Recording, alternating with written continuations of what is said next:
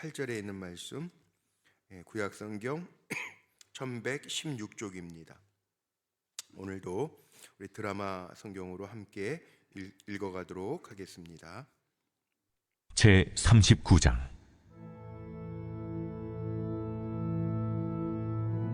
유다의 시드기야 왕의 제9년 열째 달에 바벨론의 느부갓네살 왕과 그의 모든 군대가 와서 예루살렘을 에워싸고 치더니 시드기야의 제11년 넷째 달 아홉째 날에 성이 함락되니라. 예루살렘이 함락되매 바벨론의 왕의 모든 고관이 나타나 중문에 앉으니 곧 네르갈사레셀과 삼갈네부와 내시장 살스기민이, 네르갈사레셀은 궁중장관이며 바벨론의 왕의 나머지 구관들도 있더라. 유다의 시드기야 왕과 모든 군사가 그들을 보고 도망하되 밤에 왕의 동산길을 따라 두담 샘문을 통하여 성읍을 벗어나서 아라바로 갔더니 갈대아인의 군대가 그들을 따라 여리고 평원에서 시드기야에게 미쳐 그를 잡아서 데리고 하마 땅 림나에 있는 바벨론의 느부갓네살 왕에게로 올라가매 왕이 그를 심문하였더라. 바벨론의 왕이 림나에서 시드기야의 눈앞에서 그의 아들들을 죽였고 왕이 또 유다의 모든 귀족을 죽였으며 왕이 또 시드기야의 눈을 빼게 하고 바벨론으로 옮기려고 사슬로 결박하였더라. 갈대아인들이 왕궁과 백성의 집을 불사르며 예루살렘 성벽을 헐었고 사령관 누부사라단이 성중에 남아있는 백성과 자기에게 항복한 자와 그 외에 남은 백성을 잡아 바벨론으로 옮겼으며 사령관 누부사라단이 아무 소유가 없는 빈민을 유다 땅에 남겨두고 그날에 포도원과 밭을 그들에게 주었더라. 바벨론의 느부갓네살 왕이 예레미야에 대하여 사령관 누부사라단에게 명령하여 이르되 그를 데려다가 선대하고 해하지 말며 그가 내게 말하는 대로 행하라.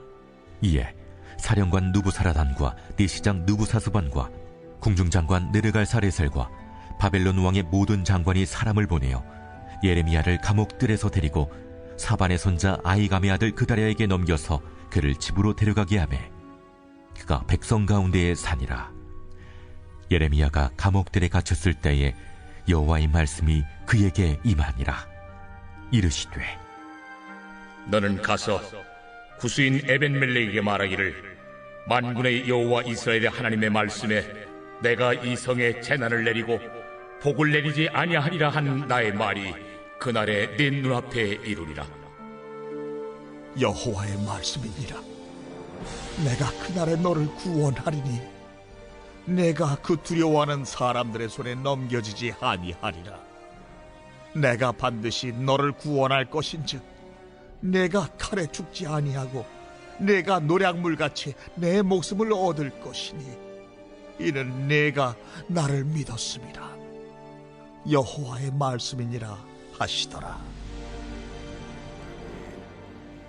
오늘도 믿음을 가지고 한 날을 시작하는, 기도하며 시작하는 우리 사랑하는 성도님들의 삶 속에 하나님께서 펼치시는 구원의 역사가 가득하시기를 주의 이름으로 축복합니다. 오늘 말씀의 제목을 18절 마지막 부분에 있죠. 내가 나를 믿었음이라, 이 말씀을 제목 삼아서 함께 좀 은혜를 나누려고 합니다.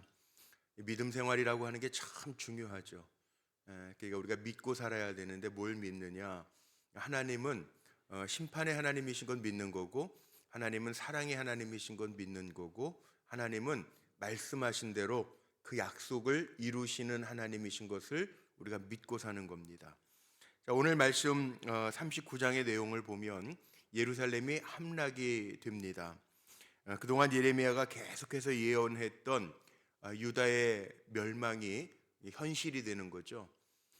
사실 하나님은 복 주시는 하나님이라고 우리가 생각하는데 물론 맞아요. 하나님 우리를 복 주시는 만복의 근원 하나님이세요. 그런데 오늘 말씀 속에 16절에도 나와 있어요. 물론 에벤멜렉이라고 하는 신하에게 주시는 말씀이지만 여기에 보면은 이 성에 재난을 내리고 복을 내리지 아니하리라 한 말, 하나님은 보신다는 거예요. 우리를 다 보신다는 거예요. 그러니까 예레미야는 하나님의 심판이 필연이니까 바벨론에게 항복해라. 계속 이렇게 얘기했어요. 그랬더니 왕과 지도자급들이 예레미야를 가두기도 하고 못 살게도 굴고 따르지 않고 그리고 죄명을 씌워서 누명도 씌워버립니다. 사람은 그렇게 할 수 있어요. 근데 하나님은 다 보시는 하나님이신 것을 우리는 봐야 되죠. 그래서 우리는 믿음을 가지고, 하나님 우리의 믿음을 보신다고 그랬는데 믿음을 가지고 잘 살아야 되겠는데, 사람들을 보면 말씀을 들어도, 우리가 듣기는 들어도 결단하지 않는 사람들이 있죠. 시드기야 왕같이. 어제 이 목사님 말씀 전하면서 키워드가 순종이라는 얘기 기억나시죠? 순종. 키워드가 순종인데, 들으면 하나님 왜 듣게 하시냐 하면 언약에 신실하신 하나님이시니까 그 말씀대로 우리가 순종하면 돼요. 그러면 하나님은 듣고 행하는 자, 우리가 잘하든 잘 못하든 두 번째고, 말씀대로 순종하면, 그러니까 맡겨진 자에게는 하나님이 보시는 게 있는데 그게 충성이에요. 한자를 우리가 상형문자라고 하지 않습니까? 충성. 이게 충자가 뭔지 아시잖아요. 이 가운데 중자에다가 마음심이란 말. 우리의 마음의 중심, 하나님 우리 중심 보신다고 그랬으니까 우리의 마음의 중심이 성, 말씀대로 이루시는 거, 성. 하나님의 말씀대로 이루실 줄로 우리의 마음의 중심에 믿고 가는 거. 그러니까 믿음이 있는 사람은 충성하게 돼 있어요. 하나님께. 그게 믿음이에요. 그런데 시드기야 왕은 말씀을 들어도 순종하소서, 어제 말씀에 20절에 나왔던 순종하소서 왕이요 순종하소서 들어야 되는데 안 들어요. 그러니까 말씀을 들어도 결단하지 않는 사람들이 있고 하나님의 말씀에 전혀 무관심한 사람들이 있어요. 할 수 없죠. 여기 오늘 8절에서부터 10절에 나오는 사람들, 하나님의 말씀과 전혀 무관심하게 관계가 없이 살아가는 사람들이 있고, 또 예레미야처럼 하나님의 말씀에 흔들림이 없는, 그리고 믿는 사람들, 선포하는 사람들이 있어요. 그래서 선지자, 우리가 예언서 뭐 이런 표현들을 할 때 이 예자가 맡을 예자 아닙니까? 하나님 앞에 맡겨진 말씀을 흔들림 없이 믿음으로 선포하는 예레미야와 같은 사람이 있고, 오늘 마지막에 이 에벳 멜렉이라고 하는 사람은 이런 사람이죠. 세상에서는 멸시를 받아도 믿음에 확고한, 아주 흔들리지 않는 결단을 내리고 증거를 보이는 사람이 있어요. 그런 사람은 어떻게 한다고 그랬냐 하면 17절 18절, 이게 오늘 사실 결론인데요. 거기에 보면 17절 18절을 다시 한번 주목해 보세요. 여호와의 말씀이니라, 내가 그날에 너를 구원하리니 내가 그 두려워하는 사람들의 손에 넘겨지지 아니하리라. 내가 반드시 너를 구원할 것인즉 내가 칼에 죽지 아니하고 내가 노량물같이 내 목숨을 얻을 것이니 이는 내가 나를 믿었음이니라. 오늘 제가 제목 삽니다. 하나님이 너를 구원한다. 그날에 너를 구원하는데 이유가 있어요. 내가 나를 믿었음이니라. 오늘 이 말씀이에요. 이게 정말 중요한 말씀이에요. 하나님은 우리를 잊지 않으시는데, 참 성경말 이사야에 보면 그런 말씀이 있어요. 내가 너를 내 손바닥에 새긴 것 같이 기억하신다. 손바닥에 새긴 것처럼 기억하시겠다고 말씀하세요. 우리의 이름을 하나님이 새기고 기억하신다. 우리의 믿음을 보시고 새기고 기억하신다는, 이게 얼마나 귀한 말씀인지 몰라요. 하나님의 축복을 빼앗기지 아니하도록 하시겠다는 거예요. 이게 우리의 삶이에요. 그러니까 우리는 오늘도, 그래서 우리가 하나님 말씀하옵소서 결단하고 듣고 준행하겠나이다. 그럴 때 하나님이 약속하신 신명기 28장의 축복의 장에 나와 있는 그 복을 우리에게 다 주신다는 거죠. 그런데 믿지 않으면, 하나님의 말씀대로 되는 거는 믿으면 하나님이 주시는데 믿지 아니하면 빼앗기는 거예요. 신명기 28장을 보면 축복장이라고 이야기하지만 1절로 14절까지 하고 15절에서 68절하고 이게 대규를 이루어요. 축복과 저주, 택하는 건 우리의 몫인데, 오늘 말씀 보세요. 여기 예루살렘이 멸망을 당하는데 2절에 보니까 시드기야의 제11년 넷째 달 아홉째 날에 성이 함락되니라. 이 바벨론이 예루살렘 성을 포위했다가 일시적으로 잠깐 풀어줬다가 다시 18개월 만에, 1년 6개월 만에 그 성을 시킵니다. 어떻게 보면 예레미야가 이 예루살렘 성이 우리가 대항하고 뭐 듣기 좋으라고 절대로 바벨론이 우리를 침공하지 못할 겁니다. 그 거짓 선지자가 돼가지고 될 거예요. 근데 듣기는 좋죠. 그런데 항복하셔서 우리 예루살렘 성이 바벨론에 의해서 함락될 것입니다. 듣기 싫죠. 그래서 순종 안 하잖아요. 사람은요 그런 게 있어요. 내 마음이 가는 대로 순종하게 돼요. 내 마음이 이끌리는 대로 가게 돼요. 이게 사람이에요. 그런데 하나님의 말씀은 분명하거든요. 하라 하지 말라. 내가 싫어도 하나님의 방법이 있으면 그게 따라가는 게 맞거든요. 그런데 결국 어떻게 돼요? 함락됐어요. 이 중문에 앉아 있는 고관들, 바벨론 왕의 모든 고관들이 중문, 이 중문이라고 하는 것이 바로 그거죠. 성, 함락됐다는 거예요. 그러니까 어떻게 됩니까? 시드기야 다 잡혀가 가지고요. 이 참 얼마나 비참하게 됐는지 한번 보세요. 이 시드기야 왕이 여기 6절부터 7절에 보면 바벨론의 왕이 리블라에서 시드기야의 눈앞에서 그의 아들들을 죽였고 왕이 또 유다의 모든 귀족을 죽였으며 왕이 또 시드기야 눈을 빼게 하고 읽으면서 잔인하잖아요. 시드기야 왕이 당하는 고난을 그대로 묘사하고 있어요. 예레미야가 예언했던 그대로 최종적으로 말했던 어제 말씀 속에 나왔던 왕이여 이제 멸망당할 거니까 함락될 거니까 순종하고 하십시오 그랬는데 듣지 않았거든요. 결국은 어떻게 됐어요? 최종적으로 말했던 대로 그대로 시드기야 왕에게 실행이 된다는 거예요. 선지자가 왜 필요하냐 하면, 예언자가 왜 필요하냐 하면 하나님의 말씀을 듣도록 전하는 자가 있어서 듣고 순종하면 돼요. 물론 이 당시에도 거짓 선지자들이 있어요. 그런데 믿음의 판단은 누구의 몫이냐면 본인이 해야죠. 순종해야죠. 듣고 분별해야죠. 분별력이 없어서 넘어가면 그 고난과 고통이 고스란히 자기의 몫이 되잖아요. 이거 보라는 거예요. 그러니까 백성들도 고난당합니다. 그래서 8절로 10절에 보니까 왕 고관들의 불순종이 결국은 백성들에게까지 이어지는 얘기가 나오죠. 그래서 그 뒤에 나오는 8절 갈대아인들이 왕궁과 백성의 집을 불사르며 예루살렘 성벽을 헐었고 사령관 느부사라단이 성중에 남아있는 백성과 자기에게 항복한 자와 그 외에 남은 백성을 잡아 바벨론으로 옮겼으며 빈민들은 10절에 보니까 유다 땅에 남겨두고 거기에서 걷어들여야 될 세금과 양식들이 있으니까 그날의 포도원과 밭을 그들에게 주었더라. 백성들이 당하는 고난까지도 다 보여주고 있어요. 그런데 하나님의 말씀대로 믿었던 두 사람의 이야기가 오늘 마지막 부분에 나옵니다. 예레미야와 에벳 멜렉이라고 하는 두 사람의 이야기는 다르게 나와요. 뭐라고 나왔어요? 보세요. 14절을 보세요. 사람을 보내어 예레미야를 감옥들에서 데리고 이렇게 나왔죠. 그리고 마지막에 14절 마지막에 그가 백성 가운데 사니라. 하나님의 우호적인 섭리가 시드기야 그 다음에 그 무지한 말 듣고 무관하게 살았던 백성들에게는 관계되지 않고요. 하나님의 우호적인 섭리는 이 두 사람 예레미야 하나님의 말씀을 맡아 전해서 사람들에게는 누명을 쓴 것 같지만 결국 하나님은 건져내시고 에벤멜렉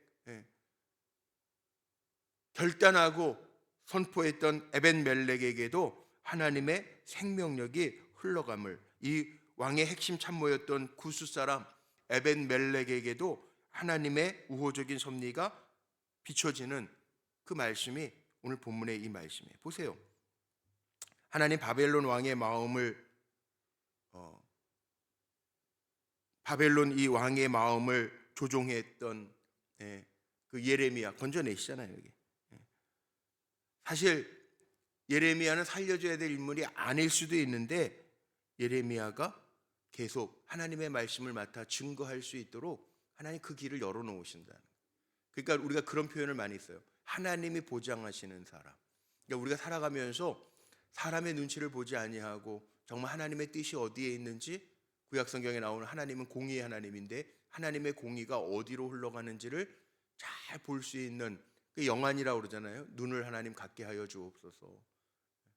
감정이나 아니면 자기 사리 사욕에 이끌리는 삶이 아니라 하나님의 뜻을 이룰 수 있는 도구가 되게 하옵소서. 그렇게 기도하는 거 중요하고, 이 구스 사람 에벤멜렉, 여기 15절에서부터 오늘 마지막 18절까지 나오는 이 사람을 보세요. 구원받습니다. 근데 여기에는 그의 노력으로, 이 에벤멜렉의 노력으로 예레미야가 살게 되기 때문에 하나님의 도구로 쓰임받는 사람이죠.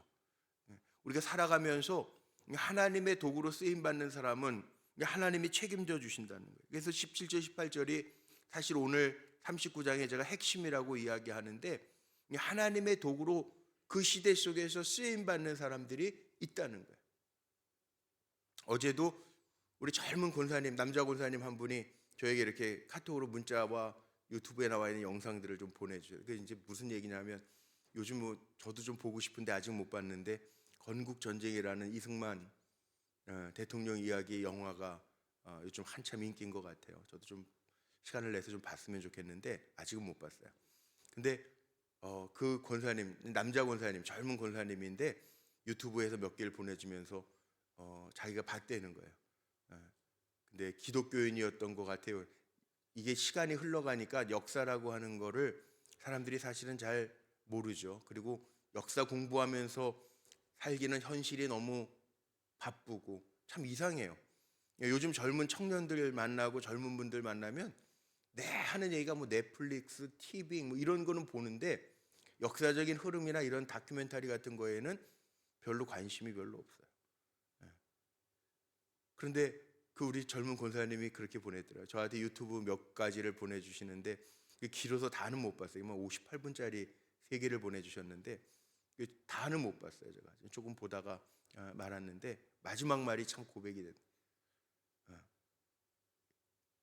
이게 믿음의 선조들의 훌륭한 발자취들이 있었는데 다 모르고 지나간, 역사 같은 것도 왜곡하면 안 되는데 그런 자기 중심으로 살다 보니까 다 이게 왜곡된다. 우리가 조심해야 될 게 있어요.